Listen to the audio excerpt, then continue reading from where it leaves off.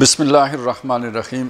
یہ جو پرانی کتاب ہے اس کا یہ ہے صفحہ نمبر 247 اور صلح حدیبیہ کے بعد فتح مکہ کے احوال بیان ہو رہے تھے، اور اس میں الیوم یوم الملحمہ اور الیوم یوم المرحمہ تک ہم نے پڑھ لیا تھا۔ اس کے بعد ایک جو ذیلی عنوان ہے وہ ہے ایک معمولی جھڑپ، یعنی فتح مکہ کے موقع پر ایک ہلکی پھلکی جھڑپ بھی ہوئی ہے، اس کا ذکر ہے۔ ان قدسیوں کے تمام لشکر پرامن طور پر مکہ میں داخل ہو گئے۔ یہ تمام لشکر مکہ کے بالائی حصے سے داخل ہوئے تھے، جبکہ حضرت خالد ابن ولید رضی اللہ تعالی عنہ کی سرکردگی میں جو لشکر تھا وہ مکہ معظمہ کے زیریں حصے سے مکہ میں داخل ہونے کے لیے آیا تھا، یعنی مختلف اطراف سے حملہ کیا گیا تھا، تو باقی جو پرامن طور پر داخل ہو گئے وہ اوپر والے حصے سے آئے تھے۔ تو یہ خالد بن ولید والا جو لشکر تھا یہ زیریں حصے سے آیا تھا۔ ہمارے ہاں ایک بات مشہور ہے کہ جی خدا شکر خورے کو شکر دے دیتا ہے، تو خالد بن ولید کی تو کہتے ہیں نا وہ ہتھیلی میں خارش ہوتی تھی، تو ان کو مل گیا کچھ۔ قریش کے ایک گروہ نے حضرت خالد کے لشکر پر تیر برسائے، چنانچہ 3 صحابہ اکرام شہید ہو گئے۔ حضرت خالد نے مجبور ہو کر اس گروہ پر حملہ کیا اور یہ لوگ 13 لاشیں چھوڑ کر بھاگ نکلے۔ نبی رحمت صلی اللہ علیہ وسلم نے جب تلواروں کی چمک دیکھی اور جنکار سنی تو تحقیق حال فرمائی، لیکن جب معلوم ہوا کہ ابتدا مخالفین کی جانب سے ہوئی تو ارشاد فرمایا قضائے الہی یہی تھی۔ وہ پچھلے کے ساتھ اسے جوڑ لینا کہ وہ یوم الملحمہ نہیں ہے، یوم المرحمہ ہے۔ تو جب جھڑپ ہوئی تو حضور کو شک پڑا کہ کسی نے جذبات کا اظہار نہ کر دیا ہو، لیکن جب پتہ چلا کہ ان کی طرف سے پہل ہوئی ہے تو اطمینان ہوا کہ ہم نے پہل نہیں کی ہے۔ فتح مبین کا اہتمام۔ اللہ کی شان دیکھیے کہ جس مکہ میں 8 سال قبل حضور صلی اللہ علیہ وسلم کے قتل کا فیصلہ ہو گیا تھا، اور جہاں سے نبی اکرم صلی اللہ علیہ وسلم نے راتوں رات چھپ کر حضرت ابوبکر رضی اللہ تعالیٰ عنہ کے ساتھ ہجرت فرمائی تھی، پھر غار ثور میں 3 دن پناہ لینی پڑی تھی، جس کے دہانے تک کھوجی کفار مکہ کو لے کر آ گئے تھے، اور جہاں سے اللہ تعالیٰ نے معجزانہ طور پر حضور صلی اللہ علیہ وسلم کو بچایا تھا، جب حضور حضرت ابوبکر کا اضطراب دیکھ کر جب حضور نے ابوبکر کا اضطراب دیکھ کر ان سے وہ جملہ فرمایا تھا جو توکل علی اللہ کا شاہکار ہے کہ لا تحزن ان اللہ معنا، یعنی غم نہ کرو اللہ تعالیٰ ہمارے ساتھ ہے۔ اسی مکہ میں 8 سال بعد رمضان المبارک 8 ہجری میں جناب محمد رسول اللہ صلی اللہ علیہ وسلم بحیثیت فاتح داخل ہو رہے ہیں۔ عجز و انکساری کا یہ عالم ہے کہ روایات میں آتا ہے کہ حضور صلی اللہ علیہ وسلم کی پیشانی مبارک گھوڑے کے عیال کو مس کر رہی تھی، زبان مبارک پر ترانہ حمد جاری تھا۔ دنیا نے نہ اس سے قبل ایسا کوئی فاتح دیکھا تھا اور نہ قیامت تک دیکھ سکے گی۔ بت شکنی۔ وہ حرم محترم جو خلیل اللہ علیہ السلام جیسے بت شکن نے اللہ واحد کی پرستش کے لیے تعمیر فرمایا تھا، اس کے آغوش میں 360 بت موجود تھے۔ اس کا یہ مطلب ہے کہ بانی جس تحریک کا آغاز کرے ضروری نہیں کہ اس کے پیچھے چلنے والے اس کی تعلیمات پر عمل پیرا ہوں۔ جس بت شکنی کی بنیاد پر حضرت ابراہیم علیہ السلام نے بنیاد اٹھائی تھی، انہی کی نسل بعد میں اسی بت پرستی میں کھلے عام ملوث ہو گئی۔ لیکن اب رسول اللہ صلی اللہ علیہ وسلم کے لیے موقع تھا کہ اپنے جد امجد کی سنت کی تجدید فرمائیں۔ چنانچہ حضور صلی اللہ علیہ وسلم ایک ایک بت کو چھڑی سے ٹھوکر دے کر گراتے اور زبان مبارک سے پڑھتے جاتے تھے جاء الحق وزہق الباطل ان الباطل کان زہوقا، حق آ گیا اور باطل مٹ گیا اور باطل مٹنے ہی کی چیز ہے۔ بخاری شریف میں اضافی الفاظ ہیں کہ وما یبدل باطل وما یعید، حق آ گیا اور باطل مٹ گیا اور اب پھر نہیں آئے گا۔ عین خانہ کعبہ کے اندر بہت سے بت رکھے تھے اور اندر دیواروں پر تصویریں بھی تھیں۔ نبی اکرم صلی اللہ علیہ وسلم نے خاص کعبہ میں داخل ہونے سے پہلے حکم دیا کہ سب بت نکلوائے جائیں۔ حضرت عمر رضی اللہ تعالیٰ عنہ نے اندر جا کر جتنی تصویریں تھیں مٹا دیں، اور حضرت بلال رضی اللہ تعالیٰ عنہ نے تمام بت اٹھا کر باہر پھینک دیے۔ چند دنوں بعد ان بتوں کو بھی پاش کرا دیا گیا، جن کے استھان اطراف مکہ میں مختلف مقامات پر قائم تھے۔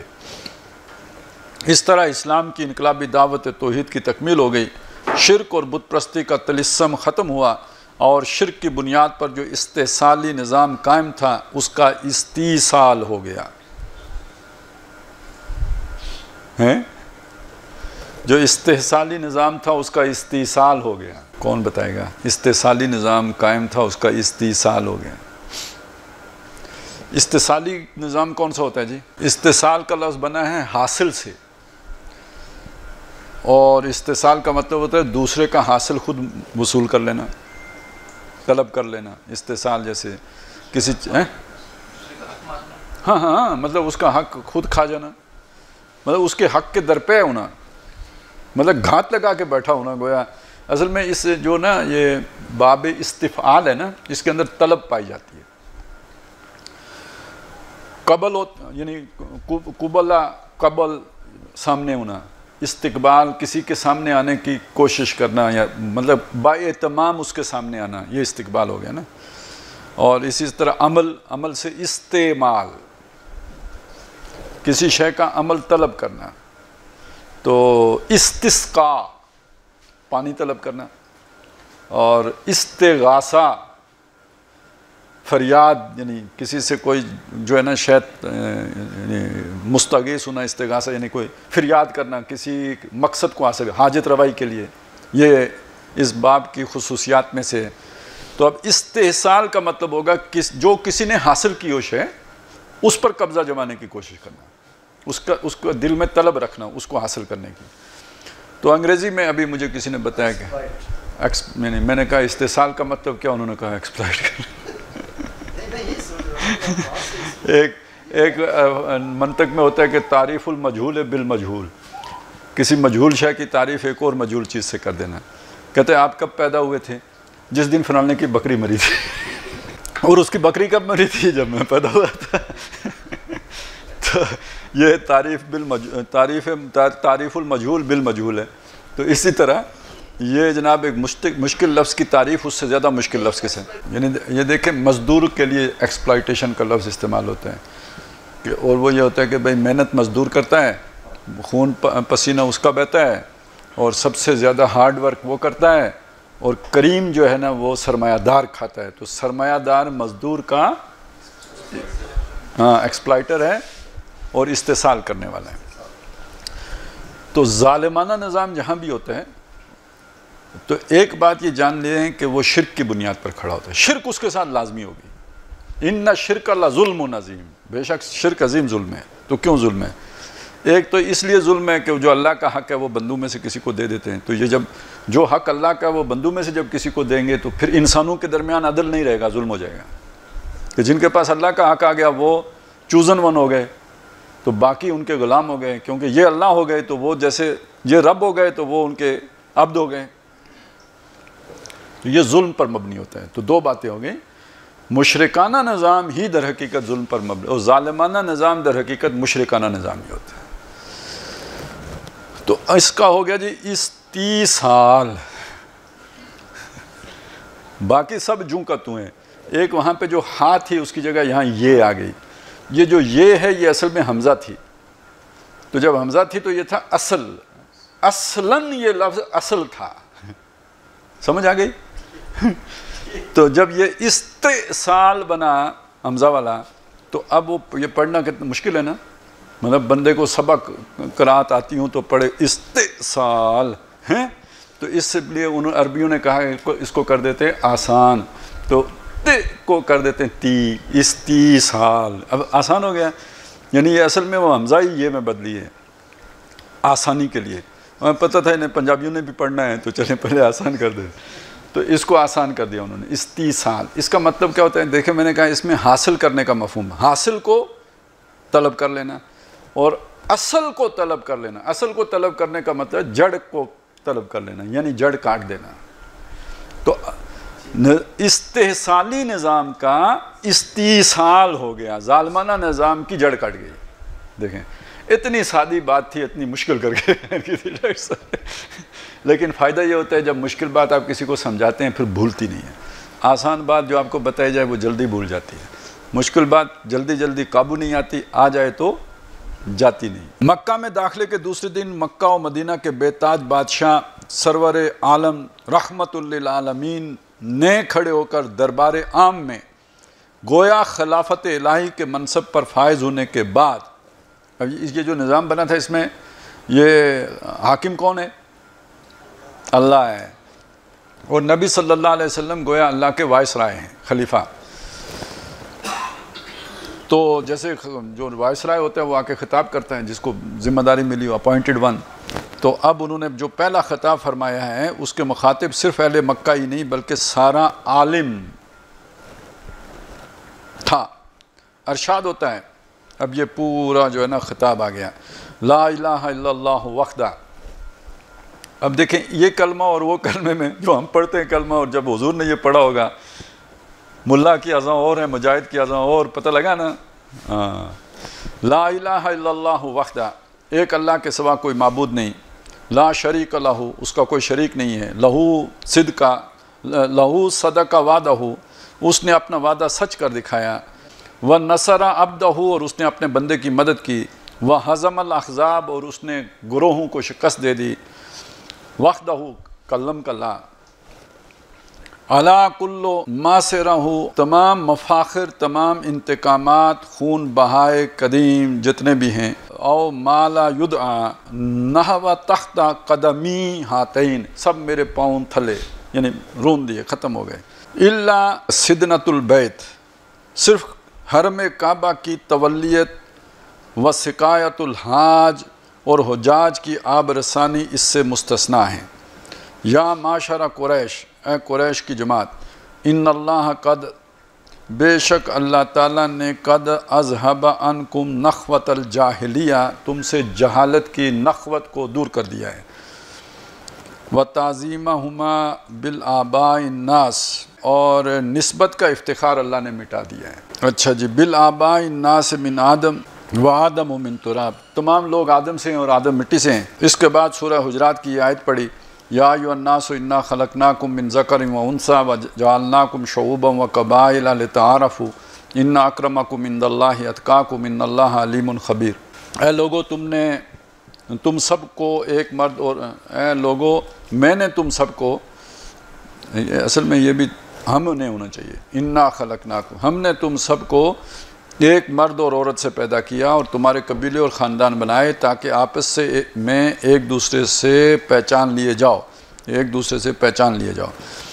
तहकीक अल्लाह के नज़दीक शरीफ वो है जो तुम में सबसे ज़्यादा अल्लाह का तक़वा रखता हो, इसके फ़रामीन की खिलाफ वर्जी से सबसे ज़्यादा बचता हो। बेशक अल्लाह दाना और वाकिफ़कार है। खुतबा मुबारका के बुनियादी मतालिब व मफ़ाहीम। आपने देखा कि इस मुख्तसर से खुतबे में इस्लामी इनकलाबी दावत व पैगाम के चंद अहम उसूल बयान हो गए। दीन इस्लाम का अस्लुल उसूल तौहीद है, पहली बात ये, वो पहली बात ये थी, ला इलाहा इल्लल्लाह। दीन इस्लाम का अस्लुल उसूल तौहीद है। अल्लाह के सिवा कोई माबूद नहीं, कोई हाकिम नहीं, कोई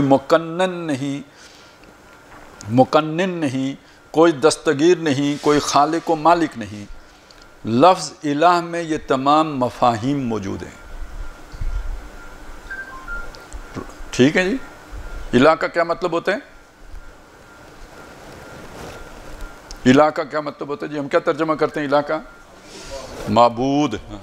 इसके अलावा नंबर ही कट जाते हैं ना, हम करते कैसे? अगर इस्लामियात के पर्चे में हम इलाह का तर्जमा कोई और करते तो ना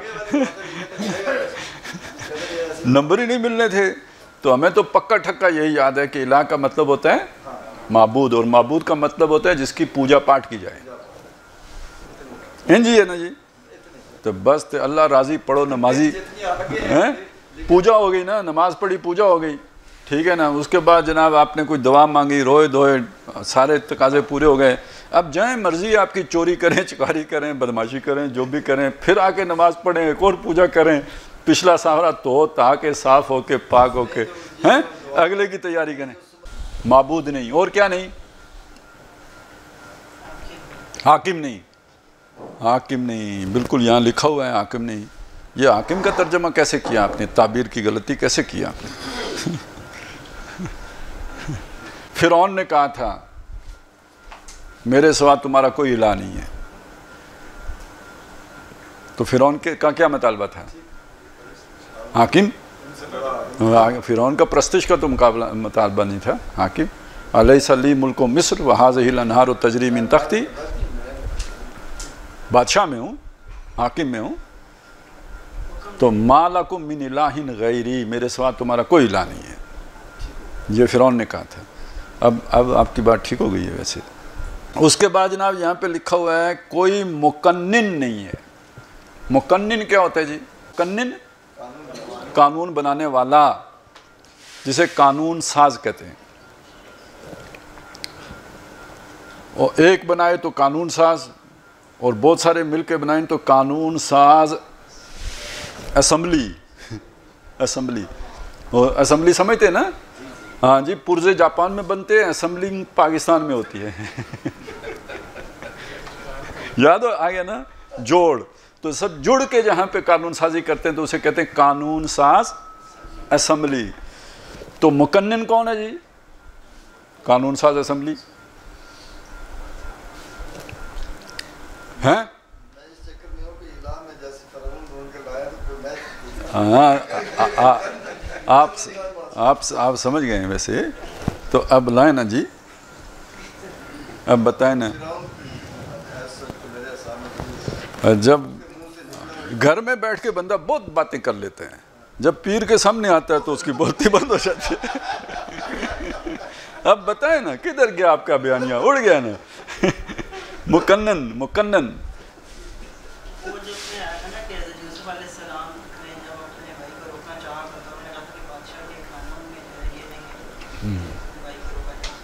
وہ تو دین کا لفظ تھا نا، مقنن کا تھوڑی تھا. اس میں دین الملک تھا وہاں پہ.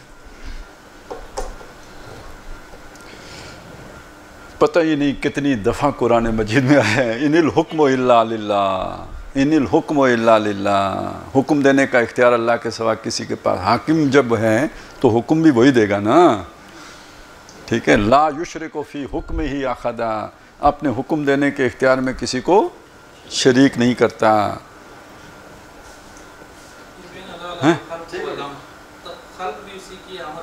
امر حکم بھی اسی کا چلے گا. کیا خیال ہو گیا جی؟ امیر وہی ہوگا. ٹھیک ہے نا. خالق وہ ہے تو امیر بھی وہی ہے. ٹھیک ہو گیا جی. اب یہ بات الہ کا یہ معنی بھی ٹھیک ہو گیا، مقنن والا معنی بھی ٹھیک ہو گیا. کوئی دستگیر نہیں.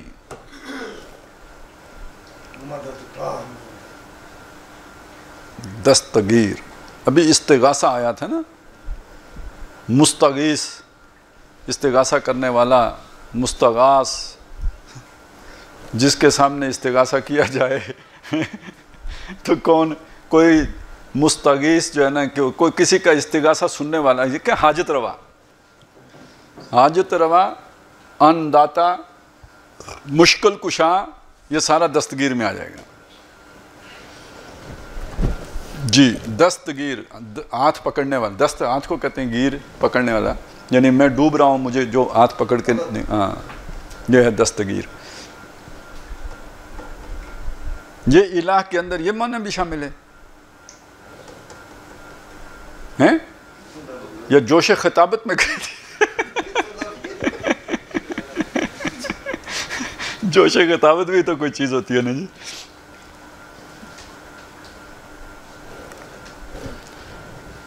وہ ویسے تو قرآن مجید میں بھی ہے نا کہ اگر اللہ تعالیٰ تمہارے لے جائے سمعکم و ابصارکم من الہ غیر اللہ یاتیکم بے، اللہ کے سوا کون الہ ہے جو تمہیں یہ چیزیں لا کے واپس دے سکے. اس طرح کے مضمون بہت جگہوں پہ آئے ہیں. ہاں، اللہ کے سوا کون ہے جو تمہارا یہ کام کر سکے. ٹھیک ہو گیا نا. الہ کے یہ سارے معنی نہ جوش خطابت ہے، نہ یہ طبع ساز ہیں. یعنی طبع ساز سمجھتے نا، خود تراشے ہوئے. یہ قرآن مجید کے اندر یہ سارے معنی، ان معنوں میں الہ کا لفظ استعمال ہوا ہے. اس لیے آپ کو سمجھاتے ہیں قرآن ترجمے کے ساتھ نہ پڑھا کرو، گمراہ ہوگے. ہم نے اتنی مشکل سے 20 سال لگا کے بیانیہ بنایا تھا کہ الہ کا مطلب ہوتا ہے بس پوجا پاٹ کرو، جان چھوڑاؤ، جاؤ گھر کو، پھر آپ قرآن پڑھ لیتے ہو، پھر جناب دماغ خراب ہو جاتا ہے، مجنون بن کے آ جاتے ہو۔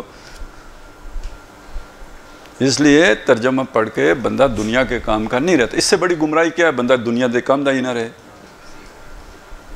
نہ ماں دا، نہ پیو دا، نہ بیوی دا، نہ بچیاں دا، وہ ہر ویلے اقامت دین دا فضول ہو گیا بندہ، مجنون ہے نا۔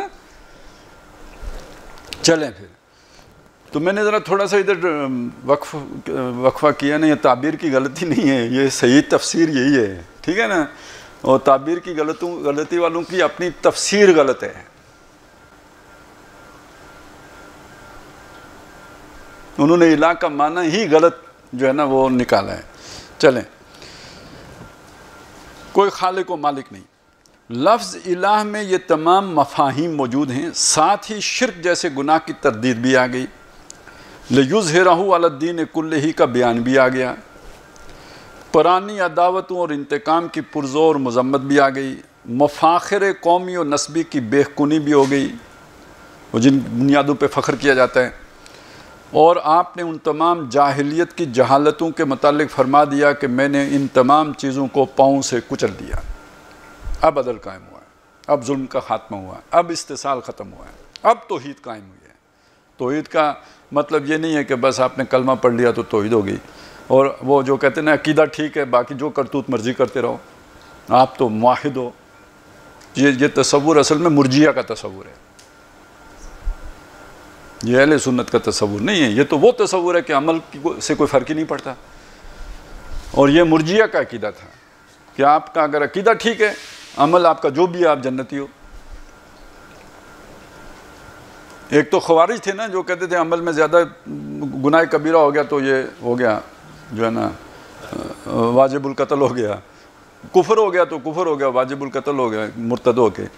اور اس کے مقابلے میں جو دوسرا گروہ تھا وہ تھا مرجیہ کا، ارجاء سے یہ لفظ ہے نا، جو امید، یعنی بس جس نے کلمہ پڑھ لیا وہ جنتی ہے،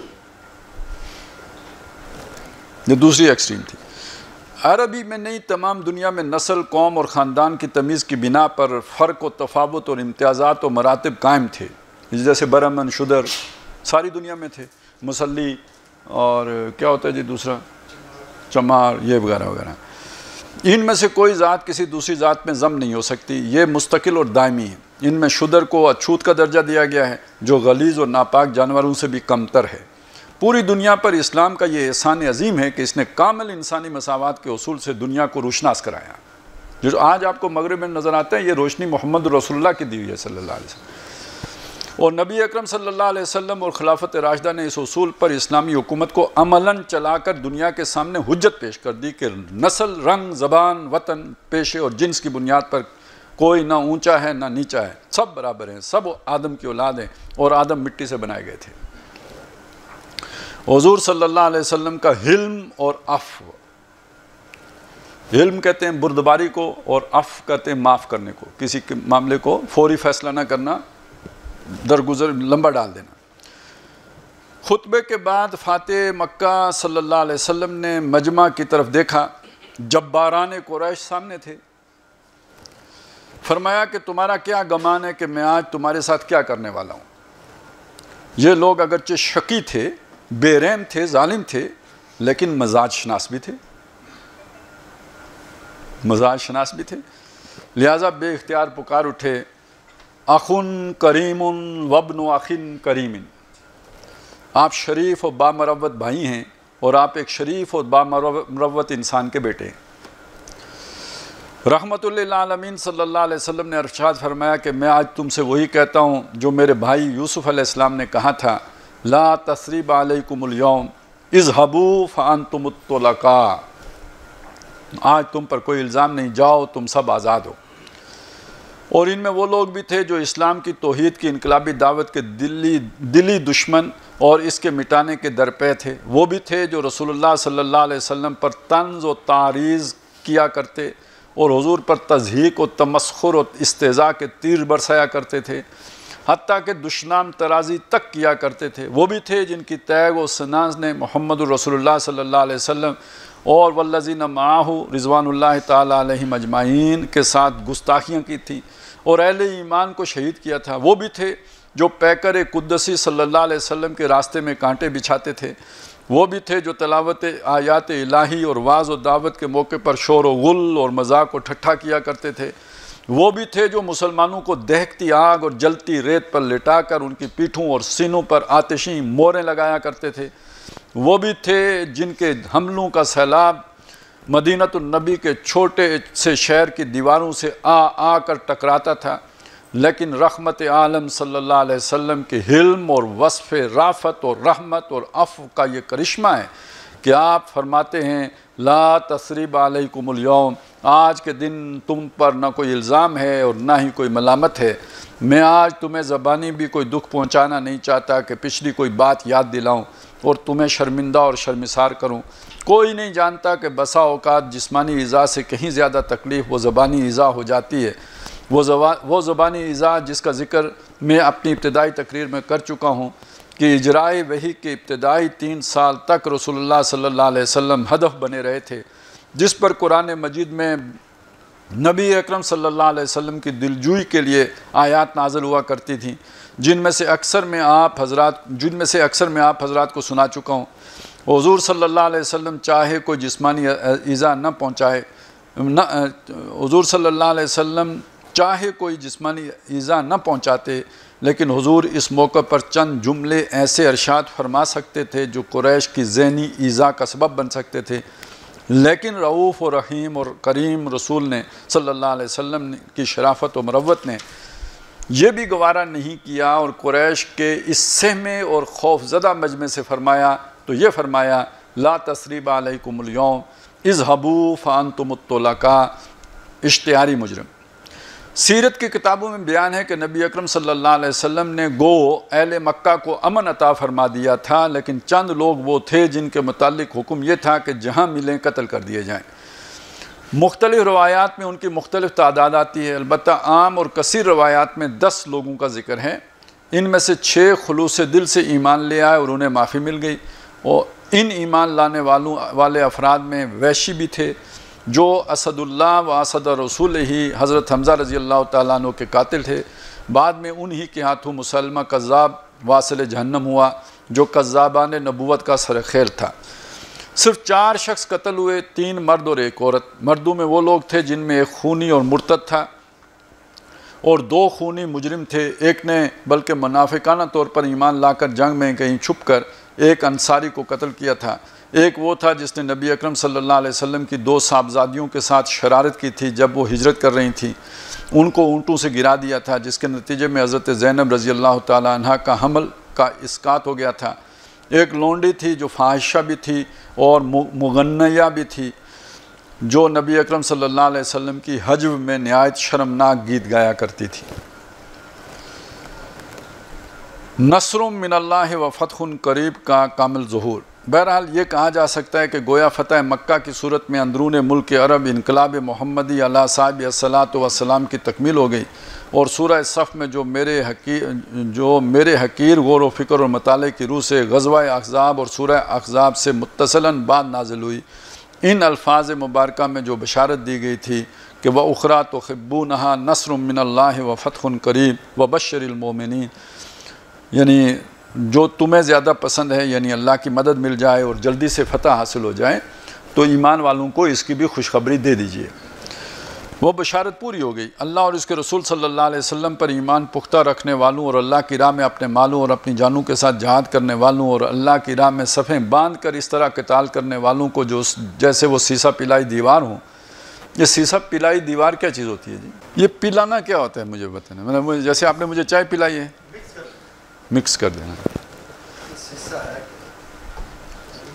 سر سیسا جو گولی میں ہوتا ہے جو کسی کے دماغ میں اتارا جاتا ہے پھر بندہ مر جاتا ہے، وہی سیسا ہے، وہ سکہ ہی سیسا ہے۔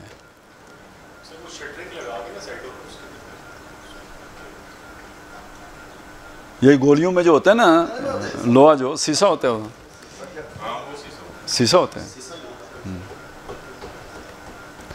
پلانا کیا ہوتا ہے؟ اصل مسئلہ پلانے سے جیسے شربت کے بدلے پلا دی شراب ہو تیرا کھانا خراب۔ ہاں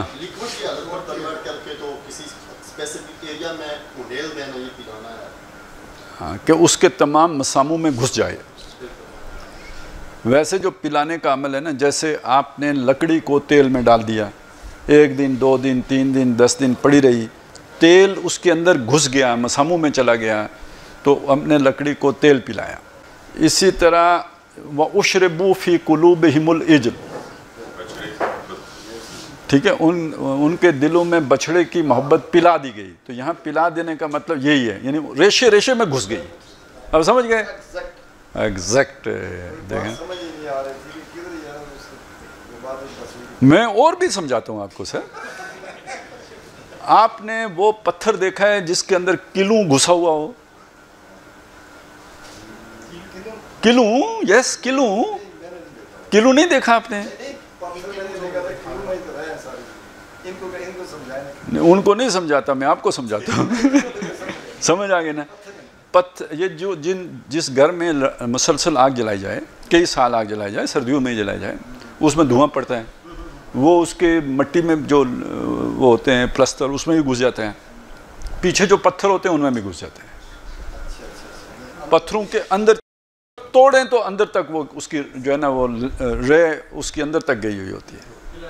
ٹھنڈے علاقوں میں اکثر دیواروں میں یہ ہوتا ہے جہاں پہ آگ جلتی ہے. یہ بھی ٹھنڈے علاقے کے، ان کا مشاہدہ کمزور ہے.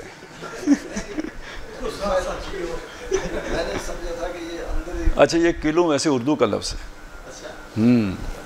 کلوں اردو کا لفظ ہے جی. یہ وہ آتا ہے نا، ان کے چہروں پہ سیاہی ملی ہوگی. کیا ہے لفظ عربی، کیا ہے اس کی؟ ترا کو ہاں کا ترا. یہ جو ہے نا ان کو سیاہی پلائی ہوئی ہوگی. اصل میں وہ بھی سیاہی چڑھی ہوگی. کسی نے ترجمہ، چڑھنا بھی یہاں اس معنی میں نہیں ہے کہ کسی کے اوپر کوئی کوٹ چڑھا دیں، اس معنی میں نہیں ہے، اندر گھسا دینے کے معنی ہے. یہ مجھے کیسے پتہ چلا؟ یہ جو شاہ عبد القادر کا ترجمہ ہے، پرانا ترجمہ ہے، بہت پرانا، انہوں نے ترجمہ کیا ہوا ہے کہ ان کے چہروں پہ کلوں چڑھا ہوگا. اب میں نے کہا یہ کسی کو کیا سمجھ آئے گی؟ یہ تو میں ہی سمجھ سکتا ہوں کہ یہ کیا بات ہے کہ چہرے پہ کلوں چڑھا ہوگا. وہ جو انہوں نے جس واقعے کا ذکر کیا، وہ جو حضرت ذوالقرنین نے جو بنائی تھی، وہ کیا تھا جی؟ انہوں نے کہا جی ان یاجوج و ماجوج مفسدون فی الارض فہل نجعل لک خرجا علی ان تجعل بیننا و بینہم سدا. کیا ہم آپ کے لیے کوئی خراج مقرر کر دیں کہ جس کے بدلے میں آپ ہمارے اور ان کے درمیان ایک دیوار کھڑی کر دیں؟ انہوں نے کہا ما مکنی فی ربی خیر مما کیا ہے جی، خیر جو وہ بہتر ہے جو کچھ تم مجھے دے رہے ہو. فعینونی بقوت، میری مدد کرو طاقت سے، یعنی افرادی قوت سے. ہاں نہیں وہ بعد میں نا، میں ردما میں تمہارے لیے دیوار بنا دوں گا. اور آتونی زبر الحدید، لے کے آؤ میرے پاس لوہے کے تختے. حتیٰ اذا جعلہ نارن، جب ان لوہے کے تختوں کو انہوں نے حتیٰ اذا ساوا بین الصدفین، جب ان کو پہنچا دیا او چوٹی تک، 2 پہاڑوں کی چوٹیوں تک. قالن فخو، اب اس نے کہا ان کو دھونکو. ہاں جب اس کو نار کر دیا، آگ بنا دیا، انگارہ بنا دیا، تو آتونی علیہ کترا، اب انہوں نے کہا کترا، اب میں اس کے اوپر انڈیلتا ہوں سیسا. اب یہ دیکھیے، یہ قرآن مجید کے الفاظ ہیں، اس کا بیان ہے، اس کا نریشن ہے.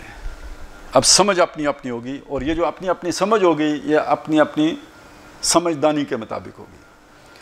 میں نے اپنی سمجھدانی کے مطابق یہ سمجھا، جیسے کہ ہم نے دیکھا کہ دیوار اگر آپ نے چڑھانی ہو تو پتھر کے اوپر پتھر، بلاک کے اوپر بلاک، اینٹ کے اوپر بلاک، اینٹ رکھتے ہیں. تو یہ انہوں نے جو لوہے کے تختے منگائے تو لوہے کے تختے کے اوپر تختہ رکھ رکھ رکھ رکھ رکھ کے وہاں پہنچا دیا ہوگا، اور اس کے بعد آگ جلا کے یعنی ویلڈ کر دیا، اور پھر اس میں سیسا ڈال دیا اوپر سے. وہ مختار حسین فاروقی صاحب کا نام آپ جانتے ہوں گے، وہ انجینئر تھے، بہت بڑے انجینئر تھے. وہ مطلب یہ بڑے پروجیکٹ کرتے تھے، اس کے انچارج. یہ ادھر ایک بنی تھی سیمنٹ فیکٹری، تو پورے پروجیکٹ کے انچارج وہ تھے. انہوں نے کہا یہ مطلب نہیں ہے، یہ جیسے آپ جب کنکریٹ کرتے ہو تو پہلے شٹرنگ کرتے ہو، تو یہ تختے منگا کے انہوں نے شٹرنگ کی ہے اور بیچ میں سیسا ڈالا ہے.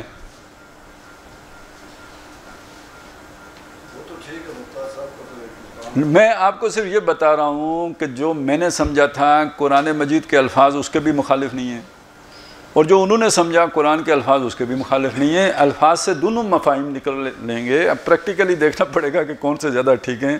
میرے والے میں سیسا بیچ میں نہیں جاتا، نہیں جاتا۔ اگر آپ ڈال کے دیکھیں تو بالکل بیچ میں نہیں جائے گا، وہ اوپر ہی سے پھسل جائے گا۔ تو ہم نے سمجھا روحانی طور پر کن فیکون سے چلا گیا ہوگا، بیچ میں ہمیں کیا ہے اس سے، جہاں ہمیں مشکل پیش آتی ہے وہاں کن فیکون ہوتا ہے نا ہمارے پاس۔